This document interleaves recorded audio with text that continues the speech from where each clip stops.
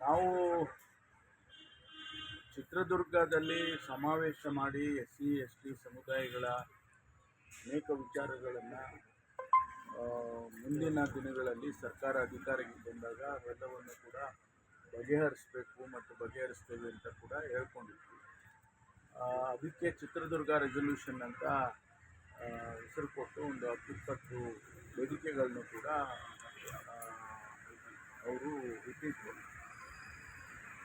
ಆದಮೇಲೆ ಸರ್ಕಾರ ಬಂತು. ಸರ್ಕಾರ ಬಂದಾಗ ಅನೇಕ ಭರವಸೆಗಳನ್ನು ಈಡೇರಿಸ್ತಕ್ಕಂಥ ಕೆಲಸನೂ ಕೂಡ ಸರ್ಕಾರ ಮಾಡಿದೆ. ಈಗ ಉದಾಹರಣೆಗೆ ನಮಗೆ ಪೋಸ್ಟ್ ಮೆಟ್ರಿಕ್ ಸ್ಕಾಲರ್ಶಿಪ್ಪು ಕೇಂದ್ರ ಸರ್ಕಾರದಿಂದ ಬರಬೇಕಾಗಿದ್ದು ಶಾಲಾ ಕಾಲೇಜುಗಳಲ್ಲಿ ಬರ್ತಾ ಇದೆ. ಮತ್ತು SCP ಹಣ, PSP ಹಣ ಕೇಂದ್ರದಿಂದ ಬರ್ತಕ್ಕಂಥ ಆ ಪಾಲು ಕೂಡ ನಮಗೆ ಕಟ್ಟಾಗಿರ್ತಕ್ಕಂಥದ್ದು. ಇವೆಲ್ಲವನ್ನು ಚರ್ಚೆ ಮಾಡಬೇಕು ಮತ್ತು ನಾವೆಲ್ಲ ಒಗ್ಗಟ್ಟಾಗಿ ನಮ್ಮ ಸಮಸ್ಯೆಗಳನ್ನು ಬಗೆಹರಿಸೋದಕ್ಕೆ ಪ್ರಯತ್ನ ಮಾಡಬೇಕು ಅಂತೇಳಿ ಆ ಚರ್ಚೆಗಳನ್ನು ಮಾಡಬೇಕು ಅಂತ ನಾವು ಸಭೆ ಸೇರೋದಕ್ಕೆ ಮಾಡಿದ್ದೇವೆ. ಈ ಮಧ್ಯೆ ನಾವ್ಯಾರೂ ಇದನ್ನು ಇದು ಡೆಲ್ಲಿ ಅವರಿಗೆ ಏನು ಹೇಳಿರಲಿಲ್ಲ. ಇದು ನಮ್ಮದೇ ಇಂಟರ್ನಲ್ ಇರೋದ್ರಿಂದ ಡೆಲ್ಲಿ ಅವರಿಗೆ ಹೇಳೋ ಅವಶ್ಯಕತೆ ಇಲ್ಲ ಅಂತ ನಾವೇನು ಹೇಳಿರಲಿಲ್ಲ. ಆದರೆ ಸುರ್ಜೇವಾಲಾ ಅವರು ನಮ್ಮ ಉಸ್ತುವಾರಿ ಪ್ರಧಾನ ಕಾರ್ಯದರ್ಶಿಗಳು ಸಾಮಾನ್ಯವಾಗಿ ಪಕ್ಷದ ವಿಚಾರಗಳು ಮತ್ತು ಸರ್ಕಾರದಲ್ಲಿ ಏನಾದರೂ ಶಾಸಕರಿಗೆ ಸಂಬಂಧಪಟ್ಟಂಥ ವಿಷಯಗಳು ನಡೆಯುವಾಗ ಅವ್ರ ಗಮನಕ್ಕೆ ಹೋಗುತ್ತೆ. ಅವರು ನನಗೆ ಕರೆ ಮಾಡಿದ್ರು, ದೂರವಾಣಿಯಲ್ಲಿ ಕರೆ ಮಾಡಿ ನಾನು ಕೂಡ ಇದರಲ್ಲಿ ಭಾಗವಹಿಸ್ತೇನೆ. ನಾನು ಅವರಿಗೆ ಆಹ್ವಾನ ಮಾಡಿದೆ, ನೀವು ಬನ್ನಿ, ಇದರಲ್ಲಿ ಯಾವುದು ರಾಜಕೀಯ ಪ್ರೇರಿತ ಅಥವಾ ರಾಜಕೀಯಕ್ಕೋಸ್ಕರ ಮಾಡ್ತಕ್ಕಂಥದ್ದು ಯಾವುದೂ ಇಲ್ಲ, ನೀವು ಕೂಡ ಇದರಲ್ಲಿ ಭಾಗವಹಿಸಿ ಅಂತೇಳಿ ನಾನು ಅವರಿಗೆ ಆಹ್ವಾನ ಮಾಡಿದೆ. ಅದಕ್ಕೆ ಅವ್ರು ಹೇಳಿದ್ರು, ನಾನು ಈಗ ಆಗೋದಿಲ್ಲ, ನಾವು ಮುಂದೆ ಸಮಯ ಕೊಡ್ತೀನಿ, ಆಗ ಮಾಡಿ ನೀವು, ನಾನು ಕೂಡ ಭಾಗವಹಿಸ್ತೀನಿ ಅಂತ ಹೇಳಿ ಸದ್ಯಕ್ಕೆ ಮುಂದಕ್ಕೆ ಹಾಕಿ ಅಂತ ಹೇಳಿದ್ರು. ಪ್ರಧಾನ ಕಾರ್ಯದರ್ಶಿಗಳು ಹೇಳಿದ ಮೇಲೆ ನಮ್ಮ ಪಕ್ಷದಲ್ಲಿ ಅದು ಹೈಕಮಾಂಡಿನ ಸೂಚನೆಗಳು, ಹಾಗಾಗಿ ಅದನ್ನು ಮುಂದಕ್ಕೆ ಹಾಕಿದ್ದೀವಿ, ಕ್ಯಾನ್ಸಲ್ ಮಾಡಿಲ್ಲ. Let me correct this, cancel ಮಾಡಿಲ್ಲ, ಮುಂದಕ್ಕೆ ಹಾಕಿದ್ದೀವಿ. ಅವರ ಸಮಯನೂ ತಗೊಂಡು ಅವ್ರ ಜೊತೆನಲ್ಲೂ ಕೂಡ ಕರೆದು ಚರ್ಚೆ ಮಾಡ್ತೀವಿ. ಅದು ಯಾವಾಗ ಬರ್ಬೋದು ಸರ್? ಅವರು ಗೊತ್ತಿಲ್ಲ, ಬರ್ತಾರೋ ಗೊತ್ತಿಲ್ಲ. ಆ ಸಂದರ್ಭದಲ್ಲಿ ನಾವು ಸೂಕ್ತವಾದ ಸಮಯ ನೋಡ್ಕೊಂಡು ಮಾಡ್ತೀವಿ. ಡಿನ್ನರ್ ಅಂತ ಹೇಳಿದ್ವಿ, ಡಿನ್ನರ್ಗೂ ಡಿನ್ನರ್ ಅಂದರೆ ನೀವು ಈ ಡಿನ್ನರ್ ಬಗ್ಗೆ ಭಾಳ ಏನೇನೋ ವ್ಯಾಖ್ಯಾನ ಮಾಡ್ತೀರ ನೀವು. ಡಿನ್ನರು ಅಂತ ಅಂದರೆ ಊಟ. ಅದ್ರ ಜೊತೆ ಮೀಟಿಂಗ್ ಇರುತ್ತಲ್ಲ ಸರ್. ಫಸ್ಟ್ ನಾನೇನು ಹೇಳಿದೆ ನಿಮಗೆ ಅಂದರೆ, ಊಟಕ್ಕೆ ಮೊದಲು ಚರ್ಚೆಗಳು ಮಾಡ್ತೇವೆ. 7 ಗಂಟೆಗೆ ಕರೆದಿದ್ದೇನೆ. 7 ಗಂಟೆಗೆ ಕರೆದಾಗ ಒಂದು 2 ಅವರ್ ಚರ್ಚೆ ಆಗ್ಬೋದು, 3 ಅವರ್ ಆಗ್ಬೋದು. ಆಗ ಊಟದ ಸಮಯ. ನಿಮ್ಮ ಮನೆಗೆ ಹೋಗಿ ಊಟ ಮಾಡ್ಕೊಂಬಿಡ್ರಿ ಅಂತ ಹೇಳೋ ಬದಲು ನಾವೇ ಊಟ ಕೊಡ್ತೀವಪ್ಪ ಅಂತ ಊಟದ್ದು ಒಂದು ಏರ್ಪಾಟ್ ಮಾಡಿದ್ದು. ಅದೇ ಡಿನ್ನರ್ ಮೀಟಿಂಗು ಅಂತ ನೀವು ಹಾಕೊಂಡು ಹೊಡಿತಾ ಇದ್ದೀರ. ಈಗ ನಾವು ಹೊಡಿಯೋದು ಬಿಡಿ ಸರ್, ನಾವು ಹೊಡಿಯೋದು ಬಿಡಿ. ಹೈಕಮಾಂಡ್ ಅವರು ಗೊತ್ತಿರ್ಬೇಕಲ್ಲ, ಬರೀ ಡಿನ್ನರ್ಗೆ ಸೇರ್ತಾ ಇದ್ದಾರೆ, ಅದನ್ನ ಮಾಡಕ್ ಬಿಟ್ಬಿಡ್ಬೇಕಾಗಿದೆ. ನಾವು ಹೋಗಿ ಅವರು ಏನು ಅವರು ಬಂದಿದ್ರಲ್ಲ ನಮ್ಮ ಚಿತ್ರದುರ್ಗ ಸಭೆಗೆ, ಅವರು ಬಂದಿದ್ರು. ಸನ್ಮಾನ್ಯ ನಮ್ಮ ಅಧ್ಯಕ್ಷರಾದಂಥ ಮಲ್ಲಿಕಾರ್ಜುನ ಖರ್ಗೆ ಅವರು ಬಂದಿದ್ದರು, ಪ್ರಧಾನ ಕಾರ್ಯದರ್ಶಿಗಳು ಬಂದಿದ್ದರು. ಅದಕ್ಕೆ ಈಗ ಅವರು ನಾನೇ ಅವ್ರಿಗೆ ಹೇಳಿದೆ, ನೀವು ಅಲ್ಲಿ ಚಿತ್ರದುರ್ಗದಲ್ಲಿ ಇದ್ರಲ್ಲ, ಈಗ ನೀವು ಬನ್ನಿ, ನಾವೇನು ಸೀಕ್ರೆಟಾಗಿ ಏನು ಮಾಡ್ತಾ ಇಲ್ಲ, ಬನ್ನಿ ನೀವು ಅಂತ ಕರೆದೇನೆ. ಊಟ ಮಾಡೋಕ್ಕೂ ಹೈಕಮಾಂಡ್ ಪರ್ಮಿಷನ್ ಕೇಳಬೇಕಾ ಸರ್? ಊಟಕ್ಕಲ್ಲ, ಚರ್ಚೆ ಮಾಡೋದು. ಅಲ್ಲ ಸರ್, ಅದು ಪಕ್ಷದ ಅಡಿಯಲ್ಲೇ ಮಾಡ್ತೇನೆ ಅಂದಾಗ ಸರ್ ಯಾಕೆ ವಿರೋಧ ಬಂತು? ಅಲ್ಲ, ಅದು ವಿರೋಧ ಅಲ್ಲ. ಅವರು ಬರ್ತೀನಿ, ನಾನು ಭಾಗಿಯಾಗ್ತೀನಿ ಅಂದಾಗ ನಾವು ಬೇಡ ಅಂತ ಹೇಳಕ್ಕಾಗ್ತದೆ. ವಿರೋಧ ಮಾಡಿದರೆ ಅವರು ನೋಡ್ರಿ ಹಿಂಗೆಲ್ಲ ಮಾಡ್ತಾ ಇದ್ದೀರಾ, ನೀವು ನಿಲ್ಲಿಸ್ಬಿಡಿ, ನೀವು ಹಾಗೆ ಹೀಗೆ ಅಂತ ಅಂದರೆ ಅದು ವಿರೋಧ. ಆ ರೀತಿ ಬೆಳವಣಿಗೆ ಇಲ್ಲ. ಇದು ಅಪಾರ್ಥ ತಿಳ್ಕೊಂಡಿದ್ದಾರೆ ಹೈಕಮಾಂಡ್ ಅಂತ ನಿಮ್ಮ ಸಭೆನ. ಅವ್ರು ಯಾರಾದ್ರೂ ಅವರಿಗೆ ಇಲ್ಲ ಇದು ಬೇರೆ ತರದ ಆಯಾಮ ಪಡ್ಕೋತಾ ಇದೆ ಈ ಸಭೆ ಅಥವಾ ಈ ಡಿನ್ನರ್ ಯಾರಾದ್ರೂ ಹೇಳಿ ಅವರು ಇದು ಮಾಡೋ ಹೈಕಮಾಂಡ್ ಏನಾದ್ರು ದಾರಿ ತಪ್ಪಿಸಿದ್ರ ಸರ್? ಇಲ್ಲ, ಆ ಭಾಗ ನನಗೆ ಗೊತ್ತಿಲ್ಲ. ನನಗೆ ಎಷ್ಟೇ ಗೊತ್ತು, ಅವ್ರು ಕರೆ ಮಾಡಿ ಕೇಳಿದಾಗ ನಾನು ಹೇಳಿದ್ದೇನೆ, ಈ ರೀತಿ ಬನ್ನಿ, ನೀವೇ ಬನ್ನಿ, ಇದರಲ್ಲಿ ಯಾವುದೂ ರಾಜಕೀಯದ ಲೇಪನ ಯಾವುದೂ ಇಲ್ಲ ಇಲ್ಲಿ ಅಂತ ಹೇಳಿ ಕರೆದೆ. ನಾನು ಬರ್ತೀನಿ, ನಾನು ಭಾಗವಹಿಸ್ತೇನೆ, ಮುಂದಕ್ಕೆ ಹಾಕ್ಕೊಳ್ಳಿ ಅಂತ ಹೇಳಿ. ಎಲ್ಲ ಭಾಗನೂ ಗೊತ್ತಿದೆ, ಆದರೆ ಅರ್ಧ ಮಾತ್ರ ಹೇಳ್ತಾ ಇದ್ದೀನಿ. ಇಲ್ಲ ಪೂರ್ತಿ ಹೇಳಂಗಿಲ್ವಲ್ಲ ನೀವು? ನಿಮಗೆ ನಿಮ್ಮ ಊಹೆಗೂ ಬಿಡ್ಬೇಕಲ್ಲ ಸ್ವಲ್ಪ ಜಾಗ ಕೊಡ್ಬೇಕು. ಇನ್ನೊಂದು ಚರ್ಚೆ ಆಗ್ತಾ ಇದೆ ಸರ್, ಡಿ ಕೆ ಶಿವಕುಮಾರ್ ಅವರು ಹೈಕಮಾಂಡ್ ಬಳಿ ಕಂಪ್ಲೇಂಟ್.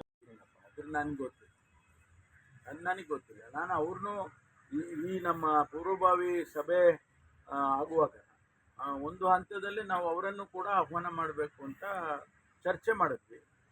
ಅಧ್ಯಕ್ಷರನ್ನು ಕರಿಬೇಕು ಅಂತ. ಮುಚ್ಚಿಡೋ ಅಂಥದ್ದು ಏನಿಲ್ಲ ನೋಡಿ. ರಾಜಕಾರಣ ಮಾಡಬೇಕು ಅಂದರೆ ಓಪನ್ ಆಗಿ ರಾಜಕಾರಣ ಮಾಡ್ತೀವಿ. ಅದೇನು ಮುಚ್ಚಿಟ್ಕೊಂಡು ಮಾಡೋದೇನಿದೆ? ಯಾವ ವಿಷಯದ ಬಗ್ಗೆ ನಾವು ಚರ್ಚೆ ಮಾಡಬೇಕೋ ಆ ವಿಷಯ ಬಹಿರಂಗವಾಗೇ ಮಾಡ್ತೀವಿ. ಅದನ್ನು ನಾಲ್ಕು ಗೋಡೆ ಮಧ್ಯದಲ್ಲಿ ಯಾರಿಗೂ ಗೊತ್ತಾಗದಾಗ ಮಾಡೋ ಅಂಥ ಅವಶ್ಯಕತೆ ಏನೂ ಇಲ್ಲ. ಸಮಸ್ಯೆಗಳು ಅನೇಕ ಜ್ವಲಂತ ಸಮಸ್ಯೆಗಳಿದ್ದಾವೆ. ಇವತ್ತು ದಲಿತ ಸಮುದಾಯಕ್ಕೆ ಆಗ್ತಕ್ಕಂಥ ಅನೇಕ ತೊಂದರೆಗಳ ಬಗ್ಗೆ ಚರ್ಚೆ ಮಾಡಬೇಕಲ್ಲ. ಅಟ್ರಾಸಿಟೀಸ್ಗಳಾಗ್ತವೆ, ಅದ್ರ ಬಗ್ಗೆ ಚರ್ಚೆ ಮಾಡಬೇಕಲ್ಲ. ಈಗ ನಾನೇ ಗೃಹ ಸಚಿವನಿದ್ದೇನೆ, ಅನೇಕ ಕೇಸ್ಗಳನ್ನು ನಾವೆಲ್ಲ ರಿಜಿಸ್ಟರ್ ಮಾಡಿದ್ದೇವೆ. ಆ ಥರದ್ದೆಲ್ಲ ಚರ್ಚೆ ಮಾಡಬೇಕಲ್ವ? ದಲಿತ ಸಮುದಾಯದವ್ರು ಸೇರಿ ಒಂದು ಚರ್ಚೆ ಮಾಡಕ್ಕೆ ಒಂದು ಡಿನ್ನರ್ ಮಾಡೋದನ್ನ ಸಹಿಸಲ್ಲ ಅಂತಂದ್ರೆ ಹೆಂಗೆ ಸರ್? ಯಾರು ಹೇಳಿಲ್ಲ ಹಂಗಂತ, ಸಹಿಸೋದಿಲ್ಲ ಅಂತ ನನಗಂತೂ ಯಾರು ಹೇಳಿಲ್ಲ. ಹಂಗೆ ಯಾರನ್ನ ಹೇಳಿದ್ರೆ ನಾವು ಅದ್ರ ಬಗ್ಗೆ ತಲೆ ಕೆಡಿಸ್ಕೊಳಕ್ಕೆ ಹೋಗ್ತೀವಿ. ಒಂದು ವೇಳೆ ನಾವು ಸಹಿಸೋದಿಲ್ಲ, ನೀವು ಮಾಡಿದರೆ ಸಹಿಸೋದಿಲ್ಲ ಅಂತ ಯಾರಾದರೂ ನಮ್ಗೆ ಹೇಳಿದರೆ ಅದಕ್ಕೆ ಉತ್ತರ ಕೊಡ್ತೀವಿ ನಾವು ಸರಿಯಾಗಿ. ಚರ್ಚೆ ಏನು ತೊಂದರೆ ಇಲ್ಲ, ಆ ಶಕ್ತಿ ಇದೆ ನಮ್ಗೆ. ಚರ್ಚೆ ಮಾಡೋದನ್ನ ವರದಿನ ಅದು ಹೈಕಮಾಂಡ್ ತರಿಸ್ಕೋಬೋದಿತ್ತಲ್ಲ ಸರ್ ಇವತ್ತಿನ ಯಾವುದು? ಸಭೆ ಅವರೇ ಭಾಗವಹಿಸಬೇಕು ಅಂತ ಅಂದಾಗ ಚರ್ಚೆ ವರದಿ ಕೊಡೋದಿಲ್ಲ. ಅವರೇ ಭಾಗವಹಿಸ್ತೀನಿ ಅಂದಾಗ ಒಳ್ಳೇದಲ್ವ ನಮಗೆ? ಹೈಕಮಾಂಡಿನ ಅವರು ರೆಪ್ರೆಸೆಂಟೇಟಿವ್ ಇದ್ದಾಗ ಅನೇಕ ತೀರ್ಮಾನಗಳು ಅಲ್ಲೇ ಆಗ್ಬಿಡ್ತಾವೆ.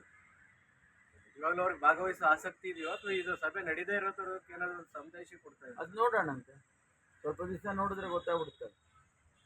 ಈಗ ನಾವು ಮತ್ತೆ ಮುಂದಕ್ಕೆ ಹಾಕಿದ್ದೀವಿ ಅಂತ ಹೇಳಿದೆ ನಾನು. ಮತ್ತೆ ಯಾವಾಗ ನಾವು ಅರೇಂಜ್ ಮಾಡ್ತೀವೋ ಆವಾಗ ಗೊತ್ತಾಗುತ್ತೆ ಅವರು ಯಾವ ಉದ್ದೇಶದಿಂದ ಮುಂದಕ್ಕೆ ಹಾಕ್ಸಿದ್ರು ಅಂತ ಗೊತ್ತಾಗುತ್ತೆ. ಸರಿ, ಇವತ್ತು ನಕ್ಸಲರು ಶರಣಾಗ್ತಾ ಇದ್ದಾರೆ ಸರ್, ಏನು ಮಾತುಕತೆ ಆಗಿದೆ? ಈ ವಿಚಾರಣೆ ಇನ್ನೂ ನಡೀತಾ ಇದೆಯಾ? ಇನ್ನು ಎಷ್ಟು ದಿನ ಬೇಕು? ನಾನು ವಿಚಾರ ಮಾಡ್ತೀನಿ, ಜ್ಞಾಪಕ ಮಾಡಿದ್ದು ಒಳ್ಳೆಯದಾಗಿ.